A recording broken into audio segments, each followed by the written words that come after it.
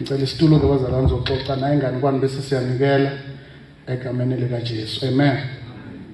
Kunevesi ke lijwayeleke kakhulu silaziyo. Umnikelo ofuna siuxoxe singaphuthuma endawo. Amen. uJohn 3:16 niyalazi nonke nelijwayele ivesi lithi ngokuba uNkulunkulu walithanda kunekho la ngokuba uNkulunkulu walithanda izwe kangaka. Amen. Waze wanikela ngendodana yakhe. Okay, asandaline uNkulunkulu wathanda wanikela kuzilona lokholwa yiyo angabhubha benokuphila okuphakathi. So lezi zinto ezu-3 osuka othandweni uNkulunkulu ethe ethanda wabona isidingo kubantu. Ngamanye amagama ngolimo olulula umnikelo ukuhlangabezana nesidingo somuntu. uNkulunkulu esezulwini esithanda thina wasibona sinesidingo. Enesidingo esinaso singeke sikwazi ukusilungiselela sona. Othandweni lwakhe waprovide umnikelo ukuthi singabhubhi esidingweni sethu. Kuyazwakala makholwa ngisho.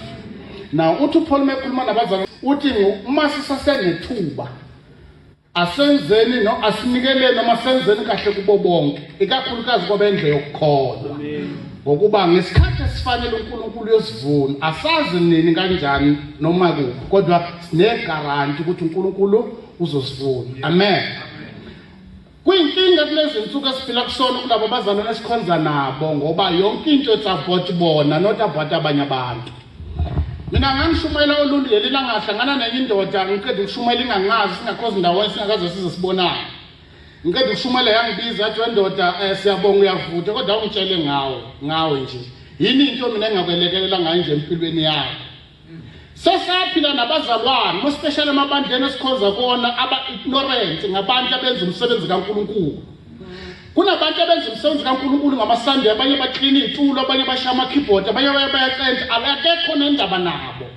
Uma kushawa imali siphelela kubefundisi nokwabantu abathile abanamagama kunomuntu onebhuku elodwa notshekelwa izicathulo. Akekho futhi mo special labo mama bakhuluma ngelimi. Umoya kaNkulunkulu kubo usebenza kakhulu kuphela mama kubele beprofeta bema-pulpit. Awusebenzi umoya kaNkulunkulu makumele unakekele isidingo somzalwane thizeni. Ngoba sihlangene la kunabantu ababuyela emakhaya bayophuza amanzi banganalutho. Wona kanisho nabefundisi kuphelela kubo kunabafana abehlala begijima emva kwabo angeke amcabangela ukuthi kufanele alishaya ikhorisi yashumana kodwa impilo namaplani empilo yakabhekeni. Thanini amen. So lempilo esiphila esibiza ngomnikelo kahle kahle abazalwane kunezinto eBhayibhelini ezimfihlo ukunikela umthandazo ukufasta kuyimfihlo eBhayibhelini. That's why kunabantu ngale esiphila nabo engeke sibanakekele ngoba ngeke sishayele izandla. Baningi abantu abathi la ikhona sisibethe namhlanje abathu bohoma bethu bathi nina ngiyihlebe ngithanda abafana abangakaze basondela eduze kwabo bathi ingane yakudinga ini.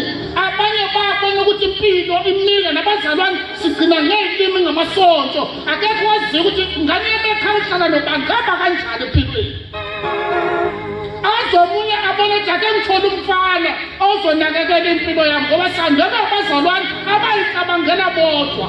Uchapter 4 ncwadi ezazi ukuthi ibandla laseJerusalema lalihlanganyele ezintweni zonke hayi ngamakhorasi kuphela nangemthandazo bebahlanganyela nasezidingweni lithi iBhayibheli ababalotho baletha endlini yenkosi ukuhlangabezana nababengelakho.